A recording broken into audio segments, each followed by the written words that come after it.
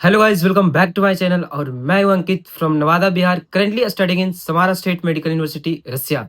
तो आप लोग जो बार बार सवाल पूछते हो कि भैया एक ऐसे यूनिवर्सिटी का नाम बताओ या फिर एक ऐसे यूनिवर्सिटी सजेस्ट करो मैं रसिया में एडमिशन लेने के लिए, जो यूनिवर्सिटी पैसे में भी कम हो, मतलब ज़्यादा उसका बजट ना हो, अप्रॉक्स 3 लाख 3.5 लाख के आसपास हो। वहाँ का टेम्परेचर कंडीशन भी अच्छा हो, कैंपस भी बढ़िया हो, हॉस्पिटल भी बढ़िया हो, एजुकेशन क्वालिटी अच्छा हो, जो क्लिनिकल एक्सपोजर बढ़िया हो, मतलब सब चीज़ चाहिए। एक ऐसी यूनिवर्सिटी जहाँ पे मिक्स्ड अप सारी चीज़ चाहिए। तो आज मैं आपको एक ऐसी यूनिवर्सिटी बताने जा रहा हूँ, उसके बारे में टोटल डिटेल्स देने जा रहा हूँ, जिसका कैंपस टूर, हॉस्टल टूर, वहाँ का क्लासरूम टूर, वहाँ का कैसा एजुकेशन क्वालिटी है, क्या है, नहीं है, सब बताऊंगा इस वीडियो में। और एक ऐसी यूनिवर्सिटी जहाँ पे सारी चीज़ें, अगर वो एक जो हम इमेजिन करते हैं ना कि हमारी यूनिवर्सिटी में ये चीज़ें होनी चाहिए, कि अच्छा कैंपस होना चाहिए, जैसा मूवी वगैरह में देखते हो ना, वैसा कैंपस होना चाहिए, अच्छी हॉस्पिटल होनी चाहिए, अच्छी क्लासरूम होनी चाहिए, अच्छी हॉस्टल होनी चाहिए। तो एक सबसे बड़ी चीज कि भैया टेम्परेचर ज्यादा हार्श नहीं होना चाहिए, जैसे जैसा कि रसिया में टिपिकल टेम्परेचर रहते हैं।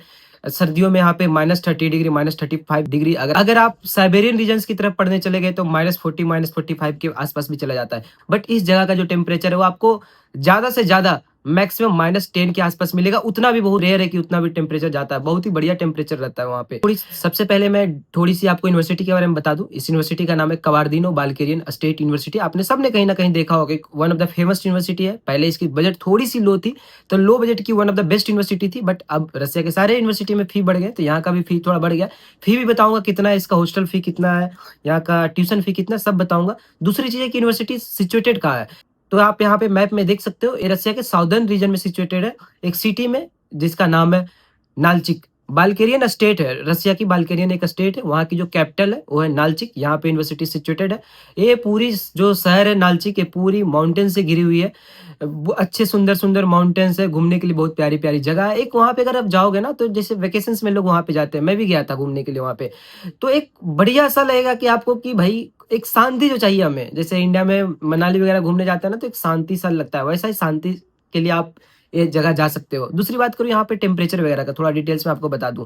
तो यहाँ पे इंडिया जैसा ही, मोस्ट इंडिया जैसा ही टेम्परेचर है। बट इंडिया के राजस्थान वाले रीजन जैसा टेम्परेचर नहीं। जो इंडिया का जो हिल स्टेशन, वहाँ पे जैसा टेम्परेचर रहता है वैसा ही रहता है। सर्दियों में स्नोफॉल होती है, बट ज्यादा भी हार्श में टेम्परेचर नहीं जाती है, ठीक ठाक रहती है टेम्परेचर।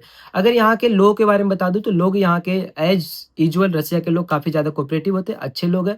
अब मैं थोड़ा सा बता दूं यहाँ की एजुकेशन क्वालिटी के बारे में। यहाँ पे ऑलरेडी बच्चे यहाँ से पास आउट हो चुके हैं। कोई एक ऐसी यूनिवर्सिटी नहीं है जहाँ पे बच्चे अभी 2-3 साल पहले जाना स्टार्ट किए हैं, या फिर 1 साल पहले जाना स्टार्ट किए हैं।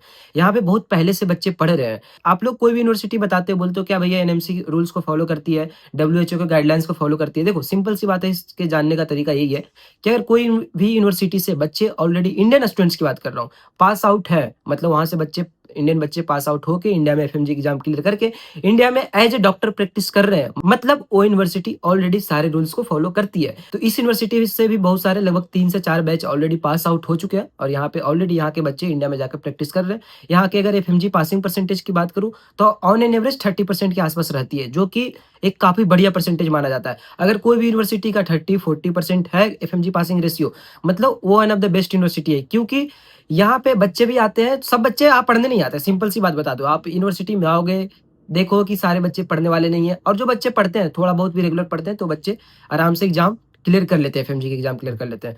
अगर मैं दूसरी तरफ बात करूं कि यहाँ के टीचिंग एक्सपीरियंस, यहाँ के टीचर के एक्सपीरियंस, यहाँ का जो क्लिनिकल एक्सपोजर वो कैसा है, तो अगर मैं इस चीज के लिए बात करूं, तो यूनिवर्सिटी काफी पुरानी है, 1957 से यूनिवर्सिटी वहाँ पे है।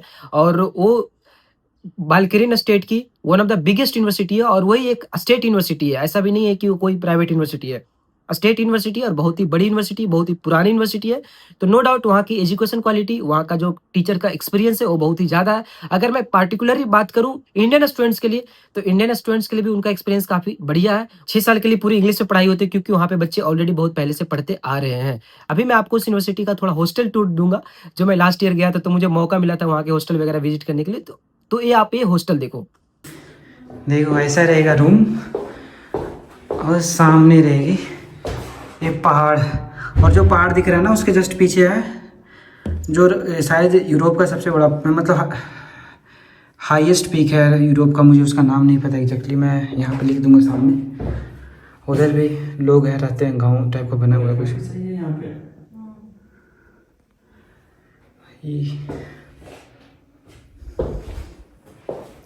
सुकून की ज़िंदगी है गाइस इधर।